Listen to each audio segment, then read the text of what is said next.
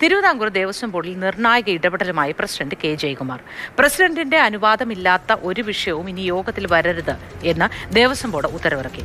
ദേവസ്വം ബോർഡിൽ ഇനി വീഴ്ചകൾ ഉണ്ടാകാതിരിക്കാനുള്ള നടപടിയുമായാണ് പ്രസിഡന്റിന്റെ ഈ നിയന്ത്രണങ്ങൾ. പ്രശാന്ത് കൃഷ്ണയുടെ വിവരങ്ങളുമായി. Prashanth Krishna, good morning. കാര്യമായ ഇടപെടൽ നടത്തുകയാണ് പുതിയ Devaswom board president K Jayakumar. നിർണായക ഇടപെടലോടെ മറ്റ് പാളിച്ചകളും പ്രശ്നങ്ങളും ഒന്നും ഉണ്ടാവില്ല എന്ന് തന്നെ കരുതാം, അല്ലേ?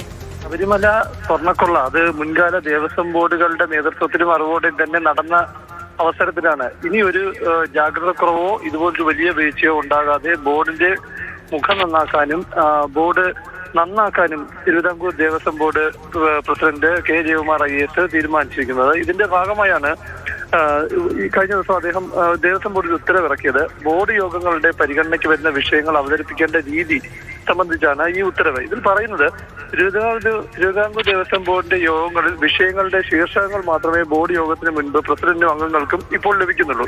അപ്പോൾ അജണ്ടയിലെ വിശദാംശങ്ങൾ അറിയാതെ ബോർഡിനോട്ട് മുൻകൂട്ടി വായിക്കാതെ ഒക്കെ ഇത് പരിഗണിക്കുമ്പോൾ ഉണ്ടാകുന്നത് വലിയ ഗുരുതര പ്രത്യാഘാതങ്ങളിലേക്ക് നയിക്കുന്നു എന്നതാണ്. അതായത് മുൻകാലങ്ങളിൽ സംഭവിച്ച വലിയ വീഴ്ചകളൊക്കെ ഇത്തരം പ്രശ്നങ്ങൾ കൊണ്ടാണെന്ന് അദ്ദേഹം തിരിച്ചറിയുകയാണ്. ഇത് തിരുത്താൻ വേണ്ടിയാണ് പ്രധാനപ്പെട്ട നിർദ്ദേശങ്ങൾ മുന്നോട്ട് വെച്ചിരിക്കുന്നത്. അത് പ്രസിഡന്റിന്റെ മുൻകൂട്ടി അനുവാദമില്ലാതെ ഒരു വിഷയവും ഇനി ദേവസ്വം ബോർഡ് യോഗത്തിന്റെ പരിഗണനയ്ക്ക് വരാൻ പാടുള്ളതല്ല എന്ന കർശന നിർദ്ദേശം നൽകുന്നു. മാത്രമല്ല, പ്രസിഡന്റ് അംഗീകരിച്ച വിഷയങ്ങളിൽ മേലുള്ള വിശദമായ ബോർഡിന്റെ കുറിപ്പുകൾ ഏകീകരിച്ചൊരു ഫോൾഡറാക്കി അജണ്ട ഇനങ്ങൾ ബോർഡ് മീറ്റിംഗിന് മുൻപായി പ്രസിഡന്റിനും അംഗങ്ങൾക്കും നൽകണം എന്ന കർശന നിർദ്ദേശം ഉദ്യോഗസ്ഥർക്ക് നൽകുന്നുണ്ട്. തീരുമാനങ്ങൾ അജണ്ട നോട്ടിന്റെ മാസ്റ്റർ കോപ്പിയിൽ ഇപ്പോഴത്തെ പോലെ തന്നെ ബോർഡ് അംഗങ്ങൾ ഒപ്പിട്ട് തരും.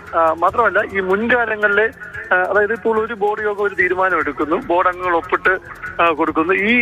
ഈ തീരുമാനം കൺസോളിഡേറ്റ് ചെയ്ത് അടുത്ത ബോർഡ് മീറ്റിംഗിന് മുൻപ് ആ മിനിറ്റ്സ് അടുത്ത ബോർഡ് യോഗം അംഗീകരിക്കേണ്ടതുണ്ട് എന്ന കാര്യവും കൃത്യമായി തന്നെ പറയുന്നത്. അപ്പൊ മിനിറ്റ്സിൽ തിരുത്തൽ വരുത്തിയതും അതുപോലെ തന്നെ മിനിറ്റ്സ് എഴുതാതിരുന്നതെല്ലാം കഴിഞ്ഞ കാലത്തെ ബോർഡുകൾ ഈ സ്വർണ്ണക്കൊള്ളയ്ക്ക് വേണ്ടി കണ്ടെത്തിയ ഒരു മാർഗമായിരുന്നു. അപ്പോൾ അത് മറയ്ക്കാൻ വേണ്ടി. അപ്പോൾ ഇത്തരം സംഭവങ്ങളൊന്നും തന്നെ ഇനി ആവർത്തിക്കരുത്. അതുകൊണ്ട് കർശനമായി ഈ സൂക്ഷ്മതലത്തിൽ തന്നെ പരിശോധനകൾ നടത്തി ജാഗ്രത പുലർത്തി മുന്നോട്ട് പോകാൻ തന്നെയാണ് പുതിയ ദേവസ്വം ബോർഡിന്റെ തീരുമാനം. ശരി.